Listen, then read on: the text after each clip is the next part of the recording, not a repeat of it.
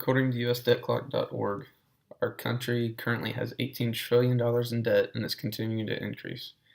With the national government setting such a low standard, have you ever wondered what a local city or state government without such great criticism does with their taxpayer dollars? Well, if you've ever been in any local suburb or neighborhood, you're most likely going to have seen plenty of cop cars and driveways of private owners' homes. And these are take home cop cars that are part of your local police department's organizations, and it's what your taxpayer dollars are being spent on. Now, today, I'm here to answer the question: is it worth spending extra money on allowing police officers to take these cars home for quicker responses? Or is it not worth it? Is it actually effective? And if it's not effective, what's a better way that the money could be used? So I'm going to give you several reasons that will show you why the police officers shouldn't be allowed to take these cop cars home. And then I'll tell you what you can do to change this. So the first thing to answer is it necessary for these cops to take their cars home? Is it effective? So apart from the police departments, there are cold case crime units and then public information offices. And both of these departments are allowed to take home cars as well. Now, I don't know about you, but I haven't heard of a cold case crime detective being the latest local hero. So I don't see any real need for take home cars if they don't respond to emergencies. So that's my first question that I pose to you. Next is, how many officers actually take these cars home? And if they do take it home, how many of them actually respond and use them? So according to Assistant Police Chief of the Austin Police Department right up the road, Troy Gay is his name, he says that there are over 150 officers that are allowed to take their police cars home, and these are the people that live outside of the city limits. Now, there's another 46 that live inside of Austin, so if you add that together, that's 196 total police officers taking their cars home. Of these officers, only 27 were called back in 2013 for APD. That's a very low number. That's only 30.3%. Now, I don't know about you, but that's not a very high rate, and that's not very reassuring. So, if they live outside of the city limits, what's the point of them taking their car home? They have no jurisdiction. If you're not within the city or your local county, then you can't do anything until you're within the city. And if you're allowing people to live up to 75 miles away from the city, I don't see the effectiveness there.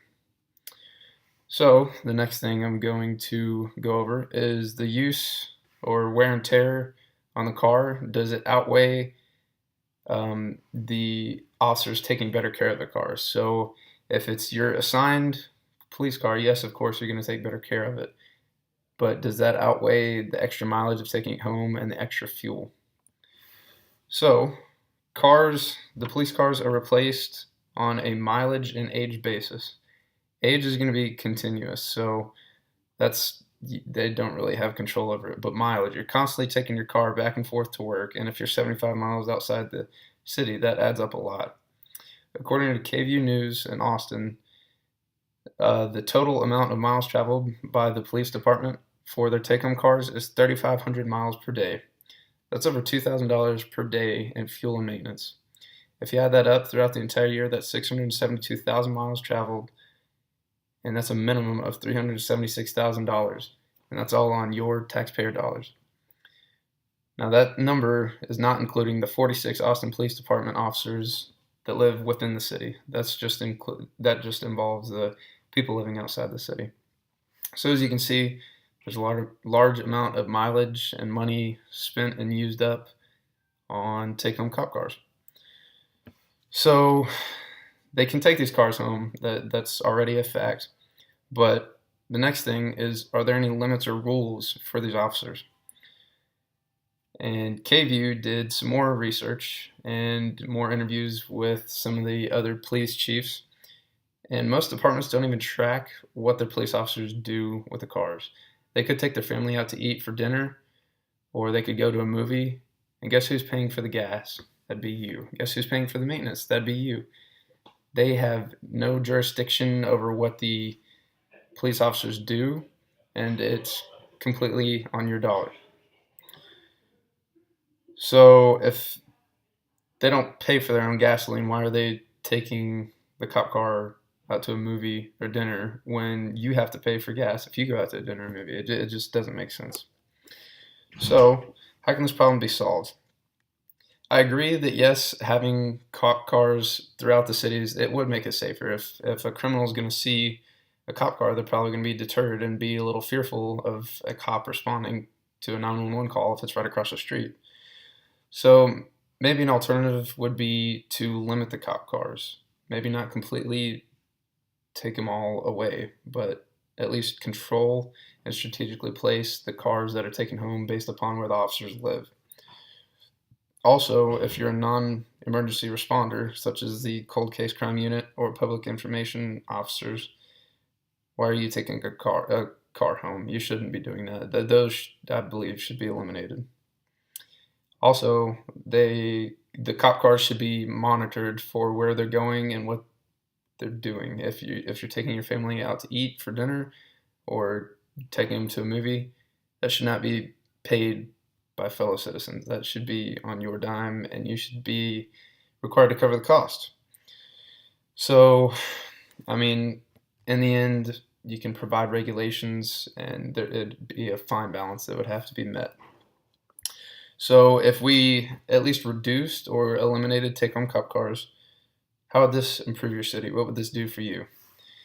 Instead of having cop cars taking their families out for dinner, you could improve local schools for your children once we all have families. You could improve roads, because being in San Antonio, we all know that there's plenty of road issues. You could renovate communal facilities. So if there's an event center that's kind of getting run down, you could improve that. You can increase the amount of amenities that are available to citizens. So create new pools and parks. And so by all that, you can tell there's just more direct benefits to you. So now I'm sure you're asking, what are you supposed to do? It's a government issue. How are you gonna make a difference in this? That's way above you, but it's actually not. There are several ways in which you can fix this problem. The first thing, and probably the easiest thing, is you can speak at a city council meeting. It's a monthly thing. You just look up the time, you show up, and you give your viewpoint. The next, you can contact local departments. Now, I know they're going to be busy and probably disregard you, but if you stick with it, they'll eventually listen to you. And make sure that it's the correct department, because it's very easy to get lost and transferred into different areas. Next, you can speak in person with the county or city executive. What you can do is you can provide facts for them and give them cold hard facts that show what it's doing and what it's not doing. You can do research of your own, and you can reference local news departments like I'm doing, and you can just prove that what they're doing is not an efficient use of your money. Next thing you could do is a petition. We all know what a petition is. You just get a bunch of signatures and you go and give it to the local department. Or you can group with your neighbors and go speak in person, because everybody's stronger in numbers. So you can just get a group together and go get your view across. Or if you're really ambitious, you can become an office holder and become part of the local government yourself and run for an election, and then, hey, you're kind of in control. So regardless of all this, a trend's already beginning, and they're already starting to eliminate take-home cop cars. According to Tim Evans of USA Today, in Indianapolis, the amount of take-home cop cars has been decreased by 75%. So as you can tell, there's been a large budget cutback. And with this, I pose the final question: will your city be next?